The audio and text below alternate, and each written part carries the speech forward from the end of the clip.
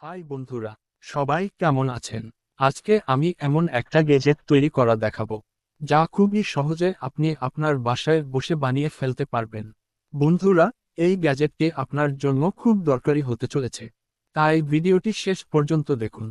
পুরানো একটি টিপ লাইটার নিয়ে তার মাঝের স্পার্কিং প্লাগটা বের করে নিন। তারপর এমন একটা খালি বোতল নিয়ে তার ঢাকনা সহ তার ঘাড়টা কেটে তার ওপরে আরেকটা ঢাকনা লাগিয়ে দিন।